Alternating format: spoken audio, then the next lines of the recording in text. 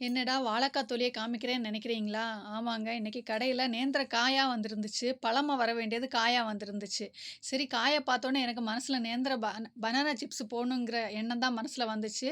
ஒரு டைம் எல்லாம் ஒரு வாழைக்கா எடுத்துட்டு வரக்கு அவர்ட்ட சொன்னா, "இல்ல பழமா தான் இருக்கு. காய் வரல" அப்படின்னு சொல்லுவாரு. எதுக்கு வாழைக்கா சொல்றேன்னா, அவியல் வைக்கிறதுக்கு வேண்டி. நாங்க அவியல் வைக்கக்கூடிய டைம் இந்த நேந்திர காய் போட்டு தான் அவியல் பண்ணுவோம். அது அந்த டேஸ்ட் நல்லாருக்கும் எங்களுக்கு. அப்ப எல்லாம் கிடைக்கல. இந்த வாட்டி பார்த்தா எல்லாமே காயாவே எடுத்துட்டு வந்தாரு. ஒண்ணும் பழமா இல்ல. சரி காய பார்த்தோனே எனக்கு மனசுல பனானா சிப்ஸ் செஞ்சு பார்க்கலாங்கிற ஒரு எண்ணம் தான் மனசுல வந்துச்சு. சரி எடுத்து போட்டு பனானா சிப்ஸ் பண்ணிட்டேன். அத தொலியெல்லாம் உரிச்சு பண்ணேன் ஃப்ரெண்ட்ஸ். சீவக்கூடியதுல வச்சுப்பா சீவுனா சீவுறதுக்கு வரல. நான் பிச்சாத்தி வச்சே சின்ன சின்னதா கட் பண்ணி எடுத்து போட்டுட்டேன் ஃப்ரெண்ட்ஸ். அந்த அளவுக்கு சிப்ஸ் பரவால்ல நல்லதா தான் வந்துச்சு. பொரிக்கக்கூடிய டைம் பொறு பொறுன்னு இருந்துச்சு. கடகடான்னு சவுண்டா இருந்துச்சு. கொஞ்ச நேரம் விட்டோனே லைட்டா அந்த பொறு பொறு மாறிக்கிட்டே வந்துருச்சு. சரி பரவால்ல.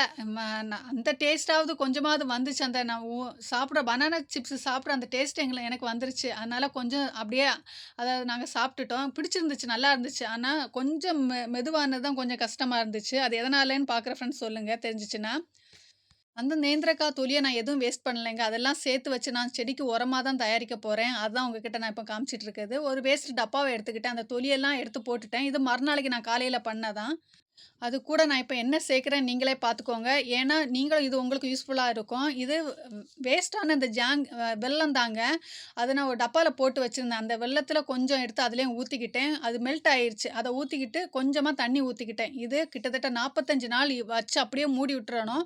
45 நாள் கழிஞ்சு நம்ம செடிக்கு நம்ம லிக்விட் உரமாயிட்டு நம்ம செடிக்கு குடுத்தோம்னா, நெறைய பூ பூக்குங்க. நல்லா துளிர் எடுக்கும்.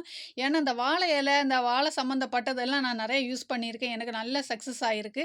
சரி இது 45 நாள் விட்டு இது எப்படி இருக்குது? உரமா நல்ல லிக்விட் என்ன கலர்ல இருக்குதுங்கிறத நான் வீடியோல நான் கண்டிப்பா உங்க கூட ஷேர் பண்றேன். அத எப்படி நான் செடிங்களுக்கு ஊத்துறேன், அதையும் நான் உங்க கூட ஷேர் பண்றேன். இந்த வீடியோ பிடிச்சா லைக் பண்ணுங்க, சப்ஸ்கிரைப் பண்ணுங்க. Thank you. பாய்.